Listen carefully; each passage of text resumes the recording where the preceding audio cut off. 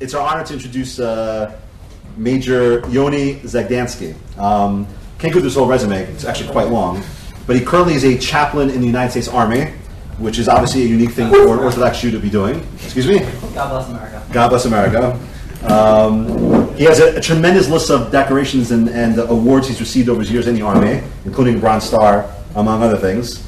And I think it's he's obviously very, very unique, and actually fits our message insofar as what it's like for the Orthodox Jews to succeed in the modern world. So I don't want to take away any from his time. Without further ado, Major Yoni Zagdanski. Well, good evening. I'm not gonna. My rule as a speaker is to be as brief as possible. I always hated guys who speak and speak and speak. So I'm going to try to keep it as brief. And basically, it's going to consist in two parts. Okay, part one is some of my experiences as a Jew in the United States Army, and part two, how this is affecting me right now, living as a Jew in Israel. Okay. And by the way, as a quick show of hands, who's staying? You guys are all Shana Aleph? Yeah. Okay. Is anybody considering staying for another year? Come on, don't be afraid. Yeah. It's October. Okay. Is anybody, now this might be a personal question, but is anybody considering joining the Israeli army? Perhaps? Okay. Not sure yet. All right. These are big decisions. Very big decisions, and you need to look very deep into yourself if that's what you want to do. But bottom line is, when I decided to join the army, I was 24 years old. Okay, and the big question I had was, am I going to join the Israeli army or am I going to join the American army? And it doesn't seem that heroic to say that the only reason I joined the U.S. Army is because at the age of 24, here in the Israeli army, you're an old man. And that's true. That's just the bottom line. And there's a basic difference between the Israeli army and the U.S. Army. What's the basic difference? Anybody could tell me? You speak English? No. Actually, there's a more basic, and there's units that speak English, but there's a more basic reason. The more basic reason is that the Israeli army is a draft army, and the U.S. Army is a volunteer army.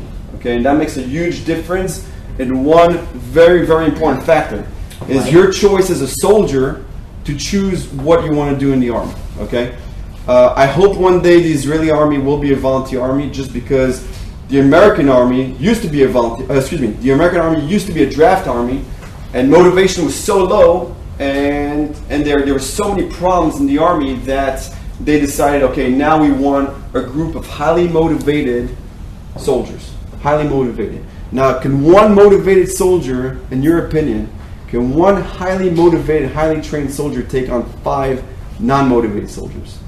What do you think? I would say so, right? Maybe. One highly motivated, highly trained soldier, 5 guys, no problem. Okay, and we see from, by the way, Israeli wars that's what's been happening over the years. Highly trained, highly motivated against big armies. Okay, of just guys who didn't know what they were doing. All right, but bottom line is, I joined the U.S. Army because I wanted to do one thing, and that one thing I wanted to do is I wanted to jump out of planes. I'll be honest with you. I just wanted to jump out of planes. I thought it was cool, and if I knew that at 24, if I joined the Israeli Army, they'd probably put me behind a desk. And I'll tell you, there's absolutely no way I was going to join the Israeli Army to be behind a desk. That was just no way. So the way it works in the American Army is you show up to a recruiter and you tell them exactly what you want. And you sit down, you tell them, listen, this is what I want, and if you could put it on paper in my contract, in my enlistment contract, I'm going to sign. If you can't, see you later. Okay, I'm joining the Marines. And seriously, that's how it works. You can go from office to office. And I got exactly what I wanted. The recruiter told me, listen, I'll put you through airborne school. I'll sign you up for airborne school. If you make it, then you'll go to an airborne unit. Okay, and that's what happened. I went through airborne school, parachuting school. It was awesome. Had a great time. And now going back to me being Jewish, I wasn't religious at the time. I come from a religious family, but at the time when I joined the army, I wasn't religious. Okay, but I was still very strongly Jewish. Is that a phone? No problem. And so it was still very Jewish. I made it through airborne school. They sent me to a very, very good unit called the 75th Ranger Regiment. Anybody heard the Army Rangers? Yeah. Okay, good unit. I got there, and of course there's hazing when you get there, and they treat you like garbage and everything. But as soon as I got there, there was a soldier named PFC Howes, Howse. Okay, nice German name. And PFC Howes was from Washington State, about 6'2", 6'3", 225 pounds, pure muscle, ran 5-minute miles, very great athlete, and he got into the habit of calling me kike. Okay, now I know you know what it means, but does everybody with me? Sadly they do. Okay, he started calling me kike. All right. Where is he? And even though I wasn't religious and all that, I was still very Jewish, very passionate about being a Jew, and that just wasn't sitting right with me. And I said to him, listen, is there any way that you could not call me kike? Is that possible? And he said, sure, kike, no problem. You got it, kike. And so I said, okay. So I kind of figured out how this was going to go. And on a daily basis, he would call me kike. Hey, kike, you ready to go to range? Let's go get your stuff ready. In front of all the other soldiers. And it was starting to grate on me, and I didn't really know what to do. There was in the Army they have an equal opportunity officer. Okay, if you're black and they call you, a derogatory black name, that's who you go to see. But I perceived that if I saw this officer and I complained and I put a formal complaint and there was going to be a whole investigation against PFC Howes, I just felt that there was not going to be the respect towards not just me but for Jews in general. So he kept going on, and I said at one point I went up to him and I said, listen, Howes, if you keep calling me kike, I think we're going to have a problem. And apparently he didn't take me seriously. Now keep in mind, this guy is 6'2". I'm barely like 5'9" and something. And then he just kept blowing me off, kept calling me kike. And at one point, I told him, listen, at 5 o'clock we're going to be off duty. So I'll knock on your door. You and me, we're going to go outside. Okay, we're going to have a talk. And he kind of looked at me like, okay, all right. And but I don't think he took me seriously. And sure enough, at 5 o'clock, I knock on his door, and he was in his room listening to some kind of punk rock. I mean, crazy rock, where his door was shaking. And I knocked, boom, boom. He opened the door, and he was wearing Levi Strauss 501, like a good American boy from Washington State. No shirt, tattoos all over, American tattoo right on the heart. Okay, I think I'm depicting the picture, right? Cowboy hat, and a beer in his hand. Oh, and by the way, a chew. You guys know all these guys like to chew. So he had a red man ball right in his mouth, chewing in a cup, and at the same time drinking a beer. That's who I was going against. And he was already kind of, into his beer and all that. And he looked at me, and he said, "What the blank do you want?" Right? Now, I'm looking up, and I said, "Howes, you remember? I said, 5 o'clock, I'll be here, we're going outside." And he looked at me like, "You sure you want to do this?" Now, if you guys ever been in this situation, you kind of feel your Adam's apple kind of going up and down. Like, what am I doing? And I looked at him and I said, "Yeah, let's do this." Thinking, that's it, I'm dead in like 20 minutes. And so he says, "Okay, let's do this." And he puts his shirt on, follows me, we go outside, it's already pitch dark, and right next to our unit, there was a big football field. And we go to the football field, no lights on, pitch dark, okay? And he's behind me, and he says, and he's following me, we're in the middle of this empty field, nobody's there. And by the way, I just want to remind you that if two soldiers in a unit like that are caught fighting, they're both expelled from the units. Okay, they're expelled, no questions asked, they don't ask who started this and that, both soldiers are gone. Okay, so we chose our place, okay, nobody's watching, And as I'm walking in the dark and he's behind me, I hear him say, "So, Ski," that's what they call me, Ski, "what do you want to talk about?" Now, when he said that, I kind of smelled fear, you know? And when you smell fear, you're in a good position, okay? But I didn't answer. I just started taking my shirt off. Took my shirt off, turned around, and I said, "Hals, it's too late to talk." Boom! Hit him right here in the chin, which, by the way, is a huge mistake because I broke my knuckle on the spot. Okay, I don't know if you guys ever experienced punching a wall. Okay, broke my knuckle. This hand was gone from the start. Okay, now when you hit a guy like that who's 6'2", 225 pounds, it's not like in the movies. He doesn't go like whoa and falls on the ground. He was like in shock, in shock at this little Jew. Okay, hit him in the face. But it was such a shock for him that his whole world like kind of exploded. And I started running after him with one good hand, one bad hand. And he's like, Zag, I don't want to fight you. And I'm like, I'm going crazy at this point. I'm like, it's too late. I'm like, my eyes are bulging. And I'm like following this guy and he starts running away from me.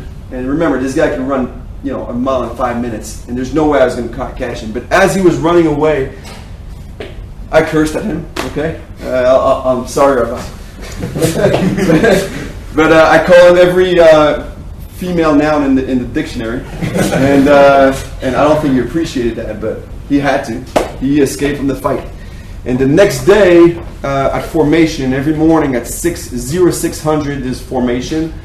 All the soldiers in the unit stand at attention, okay? And I could see 5 minutes before formation, I could see him from a distance talking to my commander. And I can't hear what they're saying, but I could see what's going on. And he's like, kind of like complaining about his chin, this, and he hit me, and this and that. And I'm looking at my commander to see what his reaction is. And my commander was like, just like that. Kind of like, and I could tell what the conversation is. You asked for it, you got it, my friend. And the bottom line is, Hal's never, ever bothered me. We actually ended up being good friends. Never bothered me, but and nobody ever said kike to me. Okay. Now I don't know if it was the right thing or the wrong thing, but the bottom line is I think if I'd complained to EO, I don't know if the Hals would have respected me, but I gained respect in his eyes, and I think that he looked at Jews in a different way. Because remember, especially in the States, in that part of town, that part of the country, they think that Jews are cowards. They don't know how to fight. So I think that's an important value. We Jews have to show Esav that we're not wimps. We can fight back. We're not afraid. Okay. So enough about that. Any questions so far? Oh, you okay? Go If you were ahead. 18 again, would you still make the decision to go to the American Army, or was it your? If I was 18, great question. I'll address that soon. Okay. No, seriously, I'll address that soon. Okay. So. Now I had another incident, by the way, but this was less action, okay, not as much fun. But I was in officer school in Fort Benning, and I looked at the schedule. By the way, officer school is a very tough school. I'm sure officer school here in Israel is also pretty tough. It's 3 months of hell. They put you through hell.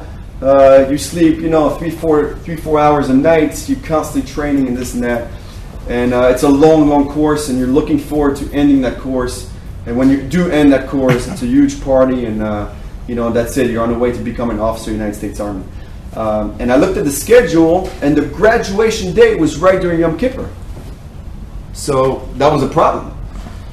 And by the way, while I was becoming an officer, I was starting to become a little more firm. So I talked to the commander of the officer OCS, Officer Candidate School, Fort Benning, and I said, "Sir, graduation day is during Yom Kippur, and I'm not going to be able to attend." Now, if you don't attend graduation, guess what? You're not graduating. Okay? And the commander said, "Listen, Candidate Zagdanski, everybody attends graduation. There's no choice, and there's no way out of this. Okay? Either you have two options. Either you attend graduation, or you just don't graduate. So I need your decision by tonight." Okay? And we're already in week 6. So I see him that evening, and fully ready to hand in my wings. Okay, not quite, but And I say, sir, candidate Zagdanski reporting. Okay, I'd like to inform you of my decision.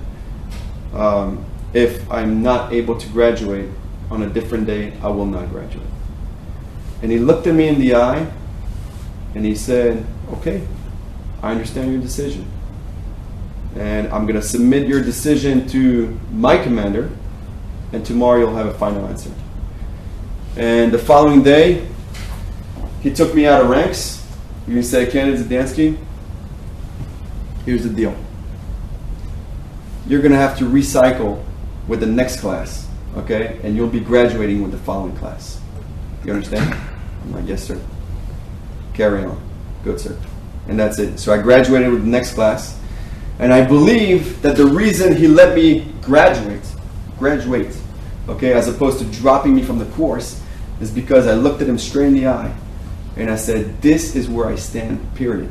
Okay? There's no ifs, ands, or buts. I don't care if you're a lieutenant colonel. I don't care if you're a colonel. This is my religion, and this is where I stand, period. Okay? And there's no negotiation. And I think when we Jews stand proudly and we look at our enemies or our friends in the eye, and you tell them where you stand, they respect you. They respect you, and they don't mess with you. Now, how does that transfer to what we're doing here in Israel? Okay? Just like a person needs principles, okay, and I encourage every single one of you to dig deep into yourself and know where your red lines are. Okay? What are your principles? What are you ready to die for, live for, and what are you ready to say no and yes? Okay? Everybody needs a set of principles. Okay, we derive our principles from the Torah, but there's also personal principles that you should know that there's some things people just can't mess around with you, and that's period.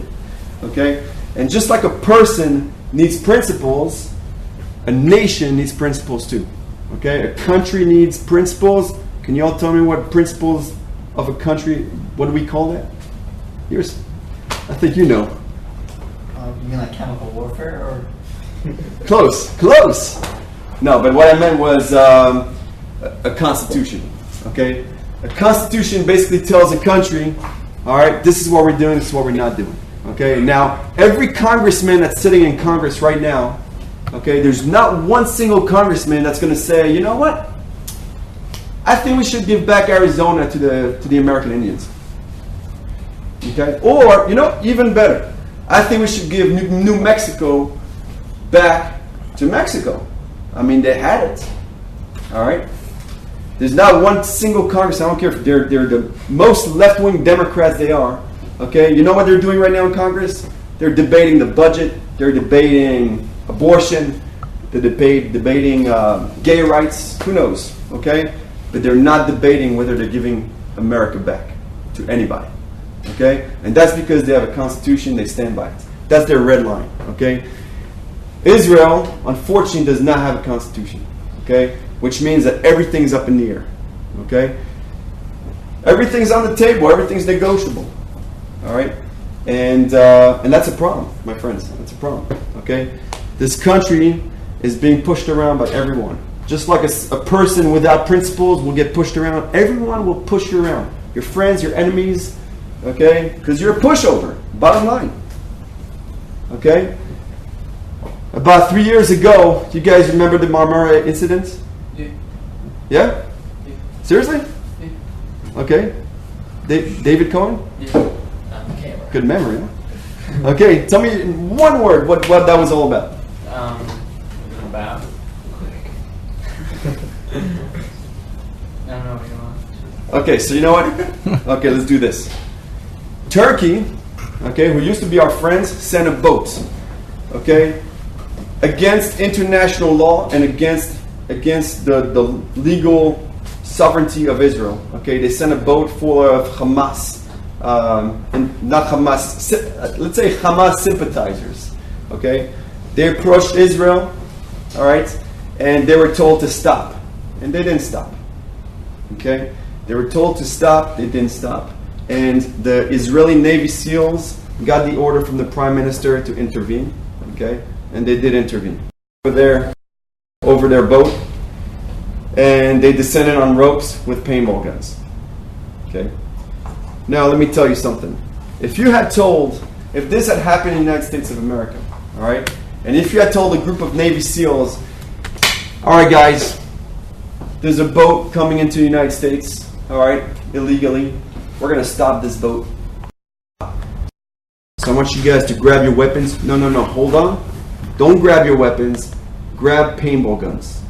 Okay? And I want you to assault this boat with paintball guns?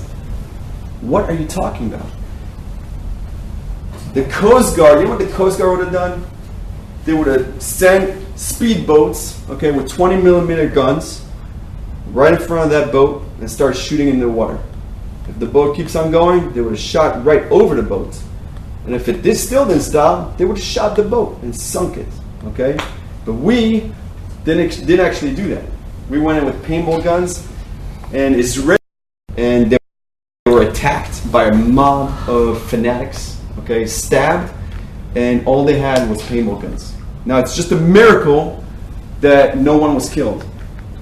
But that's just a symptom of a country that doesn't have a backbone, okay?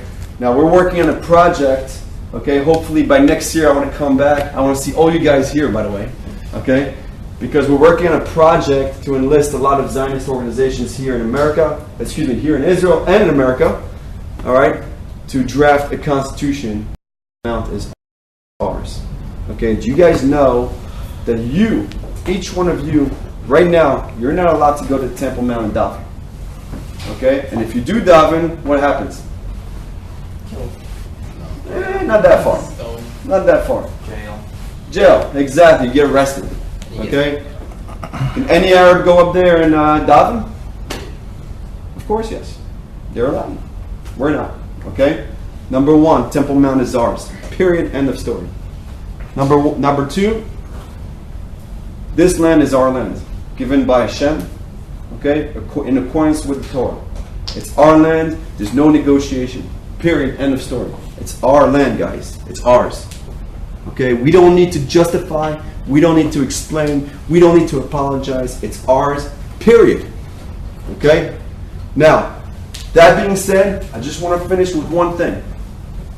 You guys know that Europe, a few months ago, started to boycott any goods coming from the West Bank. Did you guys know that? No? Mm-hmm. They said anything coming from the West Bank, okay, i.e. Yehuda v'Shomron, is on Palestinian land, and we're going to boycott any product coming from the Yehuda v'Shomron. Okay? I want you guys to know that there were a few delegates from the Yesha Council, Yehuda v'Shomron, that traveled to Europe to make their case in front of the European Parliament. Okay? And they got there. Now, the European Parliament is a place, it's not a very Jew-friendly place. Okay? They hate our guts. Bottom line, they hate our guts. Okay? But they went there to the European Parliament and they said, we want to state our case in front of all the parliamentaries, European parliamentaries. And this is our case. This land is ours, biblically and historically and legally. This land is ours. And they looked at him in the eye.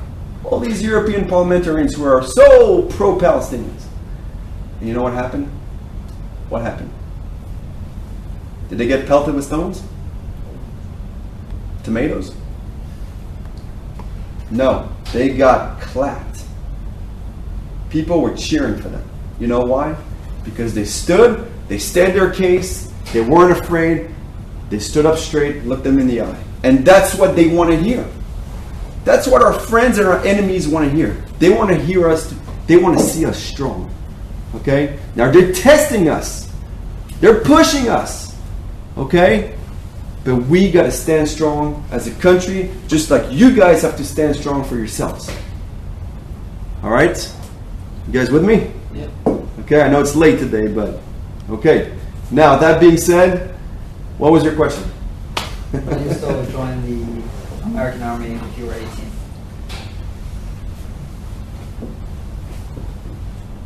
I'm trying to think back what I was thinking when I was 18. I I would definitely, if I was in great shape, and if I was highly motivated, I would have gone into the IDF instead. Yes. Yes. I just wanted to make sure.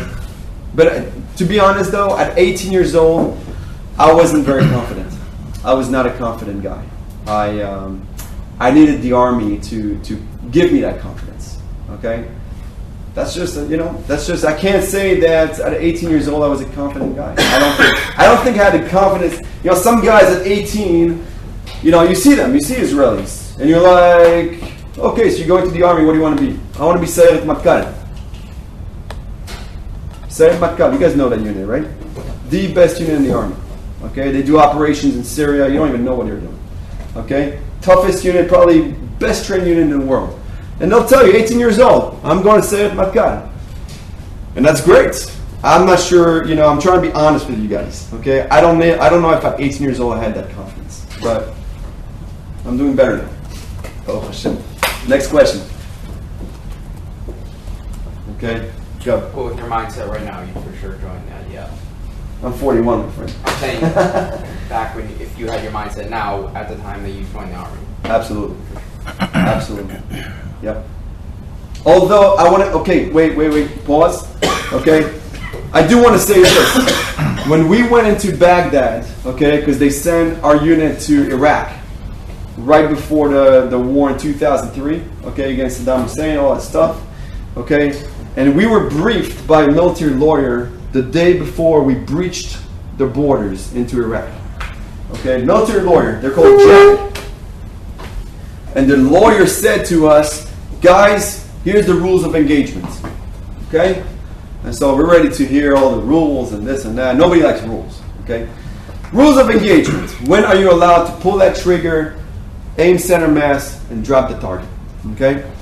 He said, guys, here's the rules. If you, at any time, feel that you are personally on the threat, open fire. You don't need to report. You don't need to call on the radio. Open fire, center mass. Okay? If any of your comrades, buddies, are on the threat, open fire, shoot to kill. If any United States Army equipment is on the threat, open fire and shoot to kill. Equipment. Not people. Equipment. Okay? United States Army equipment. If that's on the threat, open fire. Okay? If you see a 8-year-old boy, okay, who's pointing in your direction, and suddenly you see sniper rounds hitting you or close to you, that 8-year-old boy is no longer an 8-year-old boy. He is an enemy combatant. Shoot to kill. Okay? Is that pretty clear? Okay. I think there's no room for confusion. Alright? Same thing with a woman. Okay? And by the way, that 8-year-old boy doesn't have to be armed. Okay? That was the rules of engagement in the United States Army. I don't know what the rules of engagement here in Israel, but I suspect, Rabbi, correct me if I'm wrong, I suspect that it's a lot more political, okay? And that a soldier, unfortunately, has to think not just twice, 5 times before he's allowed to open fire. I hope one day that gets rectified, and that we put more value into the safety of our soldiers than the safety of the enemy. Does that make sense? Did that answer your question? Okay, go. So do a few things. So you agree more with the American, what you just described, than the Israeli code of conduct in war? Well, yes. I think that if you're going to war, okay, your primary objective is to bring back your soldiers alive. Okay, I was a commander in Iraq. Okay, my primary objective was, number 1, of course, accomplish the mission, but number 2, to bring back all my soldiers alive and not injured. That was my objective. Because before I left, I had to look at every parent in the eye. Every parent of my soldier. I shook hands with them before we got deployed. And they weren't telling me this, but I could see in their eyes that the one thing they wanted to know is, are you going to take care of my boy? Will you take care of my boy? Will you bring back my boy? That's what they want to know. And I looked at them and I said, yes, I'll do my best. Okay? Did that answer your question? Yeah. Okay. Okay. Sorry. It was kind of a different, different topic, though. Sure. I want to know how you got more religious in the army. That's a good question. I don't know if we have the time for that, but okay. Well, I just went through a near-death experience in the army. I'll make it really short. We were doing a parachute jump at 0200. That's 2 a.m. And I was the last man jumping because I had the biggest weapon system. It's an 84 millimeter anti-tank weapon system that I was jumping. And the guys with the heaviest weapons have to jump last. That's just how it is. And so we're flying at about 1,000 feet altitude, and then the green light goes on. Everybody starts jumping. All right, I don't know if you guys saw movies, but jumpers, they jump out of the airplane at an interval of a half a second. Okay, so it's go, go, go, go, go, until all 64 jumpers jump, and you have 30 seconds to jump everyone. Okay, why? Because if you don't jump in 30 seconds, all right, you go over the drop zone, and now you may be over land, trees, water, whatnot. Okay. So I'm running, since I'm the last guy, and there's maybe 2 seconds of drop zone left. I'm running, and as I'm running, of course, inside the airplane you can't see anything because they black out the airplanes. All right, they don't want people on the ground to shoot at the airplane, so everything's blacked out. Okay, even the pilots, they fly with night vision goggles. All right, so as I'm running towards the door, I didn't notice that my reserve parachute, because you're wearing a main parachute and a reserve parachute, I didn't notice that the grip, the handle of my reserve parachute got pulled by accident and got stuck into one of the vehicles, because there's vehicles inside the airplane. So it pulled my handle, which means that my reserve parachute started to open up. Okay, and when that happens, a very, very dangerous situation can occur. Okay, and that's called a towed jumper. Okay, meaning you jump out, your reserve gets stuck inside the airplane, and you're basically flapping against the fuselage. And if you make it alive, it's pretty much a miracle. So I was running, and I saw I just couldn't see anything, but I could feel the parachute in my hands. And as I'm right by the door, I stop. Okay, I stop. Now, in the U.S. Army, I don't know how it is in the IDF, but if you refuse to jump in the U.S. Army, okay, you get an Article 15, which means you go to jail. And that's military jail. Okay, because they're spending a lot of money on a jump, and you are supposed to jump. If you're a jump refusal, you're wasting United States Army resources. Okay, so I was a jump refusal.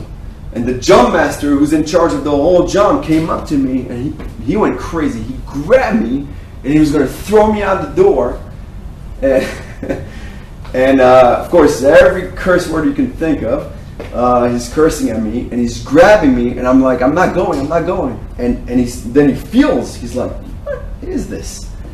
And he realizes that my parachute is deployed, so he unhooks it, throws it in the back of the airplane, okay, gets a new one, because there's reserve parachutes just laying around, hooks it on me, calls the pilot on his radio, he says, okay, go ahead and do a 360.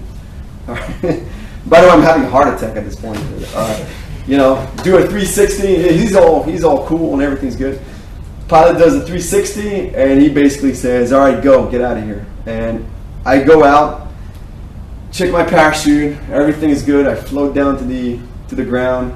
I hit like 100 pounds of bricks, and I just lay there looking at the sky, and I'm like, wow, I'm alive. I don't know if anybody ever had that experience, like I'm alive, and there's got to be a reason. There's got to be a reason why I'm alive, and there's got to be Hashem's looking after me. And so I'm not saying that from that day on I became religious, but it planted a seed in my head, like maybe I should start doing what Hashem wants. Did you have to go out of the army to find some kind of resource for it, or was there something like the army chaplain or something like that you were? I wasn't a chaplain, by the way. At that point, I wasn't a chaplain. Now you are. What do you do? Was there somebody like you? Is it your job to help people when they have these kind of situations, or? No, I mean, I didn't have a chaplain. I didn't have somebody to help me out. But so where'd you go? I started looking for a wife, and I found a great wife, and she was much more religious than me. And even though I was in the boondocks in Fort Benning, Georgia, the internet is a great thing, and I found her in New York. And I started dating her, and we had a lot of philosophical and conversations, and she put me back on track. And Baruch Hashem, she squared me away, as they say. So find a good wife. No, you guys are too young. Anyways, you had a question, right? Yes, are you still technically in the military? Yes, I'm still technically, I'm a United States Army Reserve officer, okay? So if America goes into a war, they could send me orders and I would have to go back to the Army. And they would deploy me. That being said, okay, the Army budget is cut in, they destroyed the Army budget. So I haven't heard from the Army in 2 years. They haven't contacted me, and they used to get me back to the States 4 times a year, and now they just don't have the money. They can't afford it. They used to put me on planes, buy my plane tickets, car rentals, hotels, and everything. But now, gone. So I'm not complaining. I'm happy here. Question. Actually, 2 questions. Okay. So you served as a chaplain? Yes, I served as a chaplain, but not as long as I served as a combat soldier. Okay. Out of curiosity, which did you enjoy more? And what were your activities that you were involved in being a chaplain? Was it just religious guidance? How did they perceive you? I assume there's not many Jewish, I don't know how many Jewish chaplains are in the Army. There's not a lot. Right. There's not a lot. As far as what did I enjoy more, well, it's a good question, but I think that being a combat soldier was definitely more fun, okay? But being a chaplain was a lot more spiritually rewarding. And I got a lot of, I got into a lot of good conversation with Christians, and even Muslims. There's Muslims in the Army, Muslim chaplains. So for me it was very rewarding. I enjoyed it. I don't know. If the Army told me right now, hey, what do you want to be? You want to be combat or you want to be a chaplain? I'd have to think about it. And just one other question. Yeah. I completely agree with you with the need for Israel to have its own constitution. Yeah. However, and there's no question, obviously, the Temple Mount belongs, so to speak, to the Jews. But the problem is that if Israel would try to reclaim it right now, so you have about approximately 1 billion hostile people who would probably have a very negative reaction. The question is, I don't think the Israeli army at this point is equipped to deal with even, let's say, 1% of the Arab population deciding to strap on suicide vests and enter Israel. So the question is that making the claim that it's ours, but realistically speaking, what can we do about it? Is Israel in a position to actually march up to the Temple Mount, throw off the Arabs, and deal with the possible consequences? Okay, my answer to that is absolutely yes. Okay, and I'll tell you why. We're strong. Okay, we're very, very strong. The Israeli army the Jewish people are strong. Okay, the only reason we're not doing what we have to do is because we're afraid. But we're really afraid of nothing. Okay, we're afraid of our own fears. Okay, first of all, you have to look at the Arabs as a whole. If you look at Syria, if you look at Egypt, if you look at what else? Lebanon. Okay, they're completely broken apart. Okay, Arabs are slaughtering each other like there's no tomorrow. In 1973, okay, I don't know if you guys remember the Yom Kippur War. They could have wiped us out in no time. Okay, the biggest problem with the Arabs is their failure to unite. It's our problem also. We also have that same problem. Okay, Haredim, Chilonim, Ashkenazim, Sfaradim, Kippa Sruga, Kippa Shchora. We're not together. If we were together, I have no doubt that we would go up there and they would not even say a word. They would not even say a word. Okay? And by the way, in 1967, when we went up there, they fully expected us to take it. Okay? They handed us the keys. I wasn't born then, but I speak to a lot of, ex-soldiers, people who were there. There was fear of the Jew, fear of the Israeli soldier, a fear that you would not believe. One Israeli soldier controlled all of Shechem. Okay, soldiers would walk around with their berets, No fear. No threats. Okay? And when they saw that red beret, let me tell you, they ran. Because that was a Jew, that was a Jewish soldier, Israeli soldier, run away. Okay? And they gave us the keys. You know what we said? Nah, it's okay, guys. Really, it's okay. You guys have the keys. And when we did that, I mean, you could look at Israeli, look it up on Google. Okay? Everything was, from then on, as they say here in Israel, ala panim. Because that's when we showed them we're not committed. We don't really want it. Okay? And it's like what I was telling you before, that red line. Okay? It wasn't one of our principles. It wasn't something we really, really, really were ready to die for and ready to claim. And they saw that, and ever since, we've been suffering. I don't know if that answers your question. It's a matter of opinion, but that is my opinion.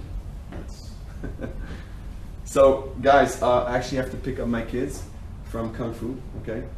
They're learning to be future warriors of Israel, including my daughter. So it was great being here, okay? I'm sorry, I really wanted to speak only 20 minutes and it kind of went overtime.